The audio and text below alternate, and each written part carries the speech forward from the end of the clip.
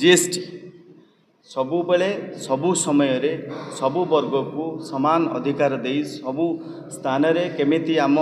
ये समस्त को सशक्त करने ये जो प्रधानमंत्री परिकल्पना निश्चिंत भावे आगामी दिन रे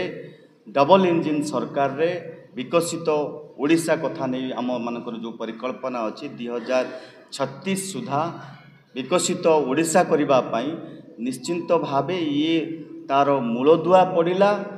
जहाँ नहीं आम राज्यर विकास दिगरे आगेवा सहित 2047 रे जो विकसित राष्ट्र पाई आमर जो परिकल्पना अच्छी ताहा निश्चिंत भाव में साकार। धन्यवाद। दुईटा जिनस आपन को कहवाई चाहूँगी। तो प्रथम कथा हूँ प्रधानमंत्री एथर अगस्ट 15 स्वाधीनता दिवस परिप्रेक्षी लालकिलार प्राचीर से घोषणा करते दीपावली नवरात्रि दशहरा पूर्वर मु आपण मान भेटी देवाक जाऊँगी एवं तार अंश विशेष 3 सेप्टेम्बर रे 56तम जीएसटी परिषद रे ये जो ऐतिहासिक निष्पत्ति निगला आम ये ऐतिहासिक निष्पत्ति कहूँ जे भारत वर्षर एभली वर्ग नहांती जहाँ को ये जीएसटी सुविधा न दौची। आपण मैंने जाणिक खुशी हेबे आमर केन्द्रापड़ा एक कृषि बहुल अंचल ओडिशा एक कृषि बहुल अंचल एथिरे जेतेक कृषि उपकरण रही ट्रैक्टर ठारू आरंभ कर स्प्रिंकलर ठारू आरंभ रही कृषि उपकरण सस्ता होची। विधायक महोदय समस्त जिनस कहते जो जो पॉइंटा आमर खाली चर्चार अच्छी और आपड़ आज जानी समस्ते सांबादिक बंधु विज्ञ और अभिज्ञ सांबादिक बंधु ये अच्छा अमूल गोटे जो दुग्धजात कथा विधायक कहले अमूल रे आपणकर 700 आइटम प्राइस रिड्यूस होती जहाँ आप जानते से भाया गाड़ी मानकर आपण मानकर आडभटाइज आसुचर ह्रास होती गोटे लिटर घी अमूल घी रे 60 टंकार सुविधा आमको मिलूँ।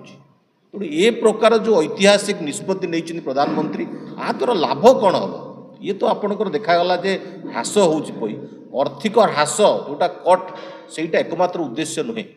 जो कथा कहले ये हूँ विकसित भारत पाई एक बलिष्ठ नियम पड़ा मूलदुआ पड़ा ये जे आपणकर जो 2 लाख कोटी टंका